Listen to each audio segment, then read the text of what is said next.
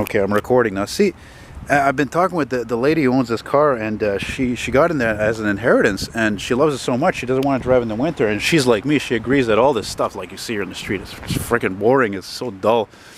And you know, we're here in Montreal in the Rust Belt and all that, and you know, these cars, they used to be so common, but not so much so anymore because they all rusted away. I mean, this isn't the West Coast, and you know, they were not exactly the best years for General Motors. You know, they weren't terrible cars. You could do worse than this, but it's about the same as a Cavalier, maybe a bit better. I forgot my last train of thought. I wanted to say something, but and it's funny, I just saw one of these like 2 weeks ago, but it wasn't as a nice a condition. And I think the lady who owns this car, she saw the same one even. She says it was silver, and oh, that's what I wanted to say. You know, this is what's great about YouTube. Whatever you're interested in, you're going to find other people who are interested in the same thing. I gave up Facebook, by the way, a few months ago because I think it's a virtual insanity person. But that's me. It's okay. Oh, boy.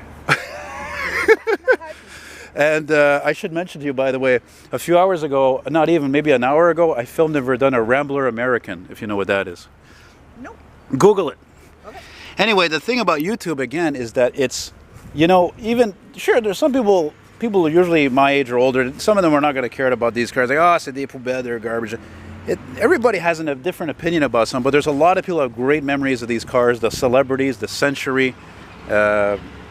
89,000 kilometers, which is probably about, I don't know, 75,000 maybe.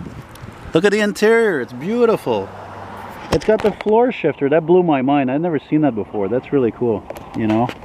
And good for the lady not deciding to drive this in the winter, but I told her, I said, if ever you do, you should really get it rust-proof because it will disintegrate really fast, especially with our wonderful roads.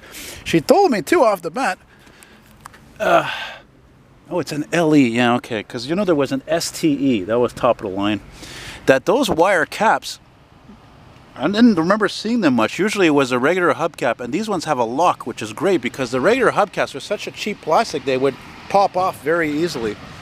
You know, and I just thought they were always a handsome car. You know, it was kind of like a miniature version of a Caprice or a Parisienne or something, and it's just a nice surprise, and that's why I float around the Schwinn to see what I could find, or the Rollfast, depending on the day. And I just want to get one last view here of the interior. And she says it's the four-cylinder, which is a 144 cubic inch. And I remember when my friend Mike had one of these back like 25 years ago, and the funny thing is that it was such a loud motor. You know, they put that motor in the Grand Am, and they weren't that bad, but they were loud. But then again, nowadays, it's character, you know. And the lady, she's waiting here patiently, so I'm finishing this now. And hope you guys enjoyed it. I just want to get one last view here, since I am sometimes I talk too much and I get ahead of myself, you know. There you go. What a great ride.